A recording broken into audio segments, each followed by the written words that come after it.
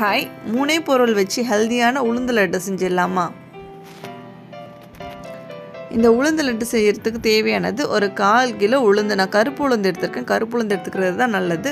இதை நான் வந்து ஒரு 2 மணி நேரம் ஊற வச்சுருக்கேன். ஊற வச்சதுக்கப்புறமா ஒரு துணியில் வந்து ஃபேன் காற்றுக்கும் கீழே காய வச்சுடுவோம். ஸோ இது நல்லா காஞ்சிருக்கணும். இந்த மாதிரி காஞ்சிருக்கணும். அதோட தோலெல்லாம் எனக்கு வெளியே வந்துருச்சு. ஸோ எக்ஸ்ட்ரா உள்ள தோலை நீங்கள் எடுத்து போட்டாலும் சரி, எப்படி வேணாலும் பண்ணிக்கலாம். ஸோ அதுக்கப்புறம் காஞ்சதுக்கப்புறமா நான் ஒரு எண்ணெய் செட்டில் போட்டு கொஞ்சம் நல்லா வறுத்துக்கிறேன். இந்த மாதிரி கலர் மாறி இருக்கணும். ஸோ இந்த மாதிரி மாறினா தான் கொஞ்சம் கிறிஸ்பியாக இருக்கும். இந்த உளுந்து நல்லா வறுத்ததுக்கப்புறமா நம்ம அடுப்பை ஆஃப் பண்ணிவிடும். இது கூட ஒரு 100 கிராம் பொட்டுக்கல்லையை சேர்த்துக்குவோம். ஸோ இந்த சூட்லேயே வந்து இந்த பொட்டுக்கல்லையும் வந்து நல்லா கிறிஸ்பி ஆகிடும்.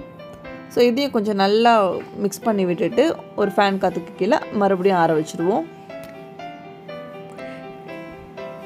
நல்லா ஆறிடுச்சு, கொஞ்சம் கூட சூடு இருக்கக்கூடாது. ஸோ இப்போ ஒரு மிக்ஸி ஜாரை எடுத்து நம்ம ஆற வச்சுருந்ததை அப்படியே போட்டு அரைச்சிக்குவோம்.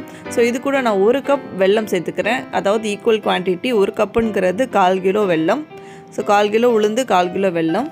ஸோ உளுந்து எந்த அளவுக்கு எடுக்கிறோமோ அந்த அளவுக்கு நம்ம வெல்லத்தை எடுத்துக்கலாம். வெல்லம் எடுத்துக்கிறதே நல்லது. இது அவ்வளோதான், அரைச்சி வச்சாச்சு. அதை நல்லா நான் மிக்ஸ் பண்ணிக்கிறேன். ஸோ கட்டிக்கிட்டே இருந்ததுன்னா அதையும் உடச்சி விட்டுக்கிறேன்.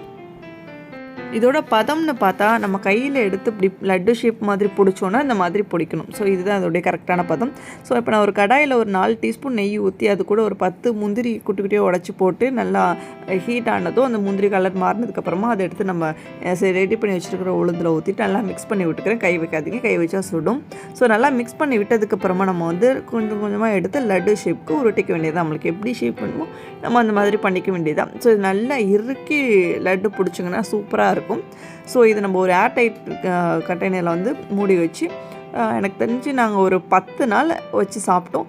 சீக்கிரமாகவே காலி ஆகிடுச்சு. இது ஒரு 50 லட்டு கிட்டே வந்துச்சு எனக்கு. ஸோ இது இந்த நம்ம வீட்டில் பெண் பிள்ளைகள் இருந்தாங்கன்னா கட்டாயம் இது செஞ்சு கொடுங்க. டெய்லி ஒரு லட்டு எடுத்துக்கிட்டோம். ஸோ ரொம்ப ஹெல்த்தியாக இருக்கும். இந்த வீடியோ கட்டாயம் எல்லாேருக்கும் ஷேர் பண்ணி